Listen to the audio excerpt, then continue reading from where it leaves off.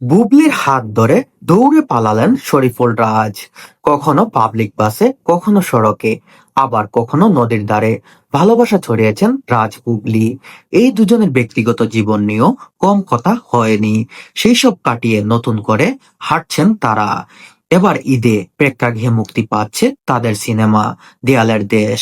তবে এই সিনেমায় প্রচারণায় গিয়ে বুবলির হাত ধরে দৌড় দিলেন রাজ। বিষয়টি একটু খোলাসা করা যাক। ঈদে পরিচালক মিশুক মানিকের দেয়ালের দেশ সিনেমাটি জুটি হিসাবে অভিনয় করছেন চিত্রনায়ক শরীফুল রাজ ও চিত্রনায়িকা শবনম বুবলী। ভিন্নধর্মী গল্প হওয়ায় প্রথম দিন থেকেই মাল্টিপ্লেক্সগুলোতে শো হাউসফুল যাচ্ছে।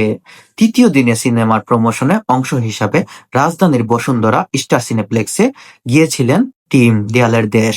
সেখানে গিয়ে দর্শকের, সাংবাদিক কর্মীদের ভিড়ে মাঝে পড়ে যান তারা।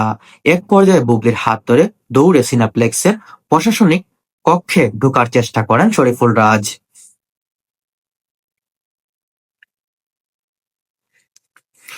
এর আগে গণমাধ্যমের সঙ্গে কথা বলেন মিশুক মানিক সহ বুবলি ও শরীফুল রাজ। বুবলি বলেন, দেয়ালের দেশ সিনেমাটি পোস্টার, টিজার ও ট্রেইলার প্রকাশের পর থেকেই দর্শকের যেভাবে সাড়া পাচ্ছি, তাতে মনে হয় ভালো কিছু হতে যাচ্ছে। ঠিক যেন তাই হলো। গত 2 দিন তার প্রমাণ পেয়েছি। চিন্তাও করিনি দর্শকের এতটা ভালোবাসা পাবো। দেয়ালের দেশ সিনেমাটি আসলেই গল্প ও শিল্পীদের পরিশ্রমের কারণেই এগিয়ে যাচ্ছে। আমি চাই সবাই সিনেমা গিয়ে হলে গিয়ে দেখুন। সিনেমার শুরু থেকেই দেয়ালের দেশ টিমের সঙ্গে মজে ছিলেন বলে জানান এই নায়ক শরীফুল রাজ। তার কথায়, সেই দিন শুটিং করেছিলেন, সেই দিন থেকেই আমি এই টিমের সঙ্গে মজে ছিলাম। সিনেমা দেখে দর্শক যখন প্রশংসা করছে, তখন মনে হচ্ছে আমাদের কষ্ট সার্থক হয়েছে।